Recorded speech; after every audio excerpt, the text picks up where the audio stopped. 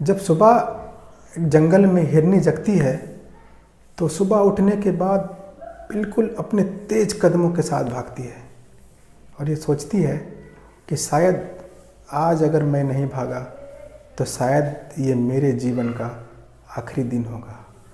ठीक उसी सुबह जब जंगल में एक शेर जगता है तो वो भी बिल्कुल अपने पूरे ताकत के साथ तेज़ी से भागता है और वो ये सोचता है कि आज अगर मैं नहीं भागा तो शायद आज मैं भूखे रह जाऊंगा। तो गाइज, हम सबके जीवन में यही होता है कि सक्सेस पाने के लिए, जीवन में अचीव करने के लिए हमें भागना तो पड़ेगा, किसी भी कीमत पर हमें भागना पड़ेगा। तो ये आज की कहानी है कि एक गुरु शिष्य की कहानी है।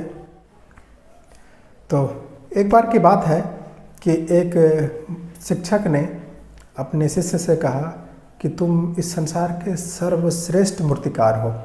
तो इस पर शिष्य ने कहा कि वो कैसे गुरुजी? तो गुरुजी ने कहा कि ठीक है, तुम एक मूर्ति बनाओ अपने हाथों से और इस मूर्ति को ले जाकर एक चौराहे पर रख देना और मूर्ति में एक बोर्ड टांग करके उसमें लिख देना कि अगर किसी को इस मूर्ति में कोई कमी आए तो बिल्कुल वहाँ पे बता दीजिए, आप इंडिकेट करके कि इसमें कमी कहाँ है।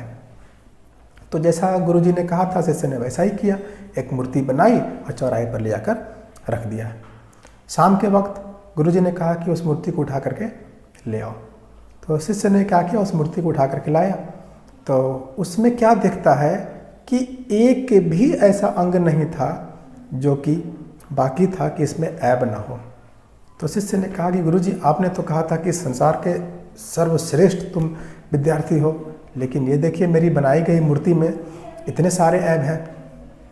तो गुरुजी ने कहा कि मैं फिर कह रहा हूँ कि तुम ही इस संसार के सर्वश्रेष्ठ मूर्तिकार हो। कहा गुरुजी, आप मेरी मजाक उड़ा रहे हो।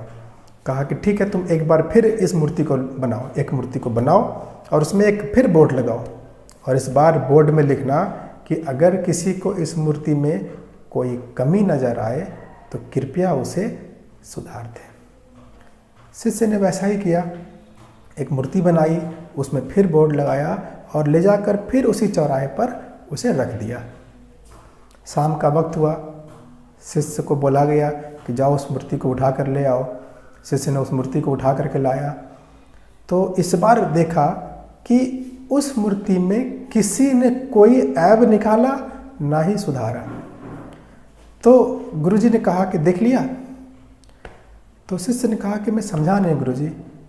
तो गुरुजी ने कहा कि देखो, यही जीवन का वसूल होता है हमारे जीवन का कि हम दूसरों के द्वारा कमियों को जो मुझे बताता है, इससे हम अपनी श्रेष्ठता भूल जाते हैं कि हम क्या हैं। लेकिन जब किसी से बोला जाए कि इस कमी को सुधारो तो शायद ये कला किसी के पास नहीं है, ये कला सिर्फ आप में है। हम दुनिया के, समाज के बहकावे में आकर के हम अपने अंदर जो हमारे अंदर टैलेंट है, हुनर है, गुण है, हम बहुत कुछ कर सकते हैं। बस ये हिचक बस कि लोग क्या कहेंगे मेरे बारे में, लोग मेरे बारे में क्या राय रखते हैं, इसको सोच करके हम अपने अंदर की जो कला है इसे निखार नहीं पाते। तो आज इस कहानी के माध्यम से हमें यही शिक्षा मिलती है कि हम जीवन में अपना श्रेष्ठ 100% देते रहें और बिल्कुल हम सब कुछ कर सकते हैं। हम किसी के द्वारा अपनी रिव्यू, अपनी रेटिंग ना लगाएं। तो आज के लिए बस इतना ही। Thanks for watching.